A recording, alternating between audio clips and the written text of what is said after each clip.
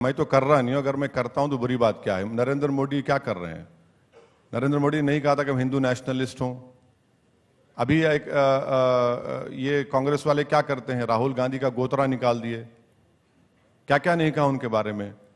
अगर कमजोर को पॉलिटिकल एम्पावरमेंट मिलता है तो इससे लोकतंत्र मजबूत होगा, इससे एक्सट्रीमिज्म खत्म होगा, इससे रेडिकलिज्म खत्म होगा।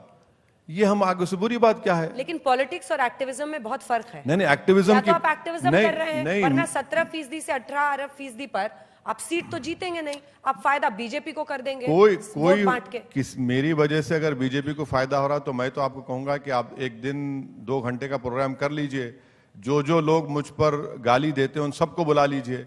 मैं आपको बता रहा हूं कि 5 मिनट नहीं बैठ पाएंगे हमारे सामने ये लोग।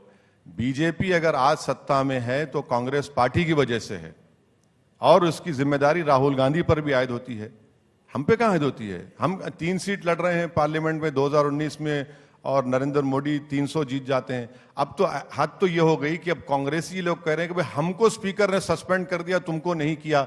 तो मैंने कहा अब आइंदा तुम ये कहोगे तुम 6 फुट 2 इंच के और हम 5 फुट 7 इंच के हैं, इसलिए वजह से हमको निकाल दिए। अब कहां रुकेगी बात, बताइए आप। हाँ, वो ये कह रहे हैं कि आपको नहीं सस्पेंड करते हैं। हाँ बिल्कुल, अब वही तो बोल रहे हैं ना। आपको बीजेपी वाले मानते हैं, आपको स्पीकर ने भी एक्स्ट्रा टाइम दे दिया। कल बोलेंगे कि आप इतने लंबे क्यों हैं, कल बोलेंगे कि आप इतना अच्छा क्यों बोलते हैं, आप गूंगे बन जाइए। तो मैं क्या करूंगा इस बारे में? तो ये तो गलत है ना। आप अपनी कमजोरी को देखिए, उसको दूर करिए, आप लड़िए।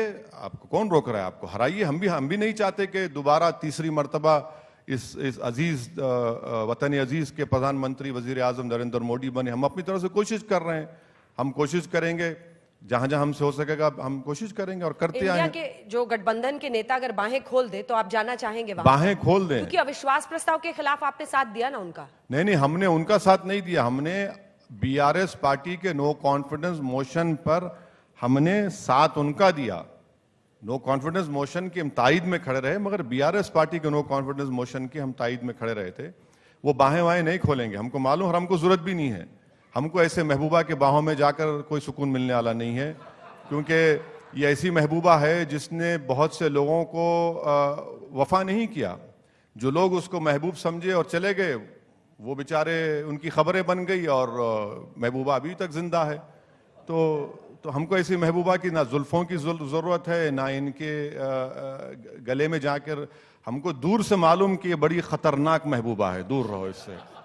एक तरफ महबूबा है तो दूसरी तरफ महबूब है, तो हमको दूर रहना चाहिए। लैला मजनू का खेल बहुत हो रहा है, तो अब हमको एहतियात करना है।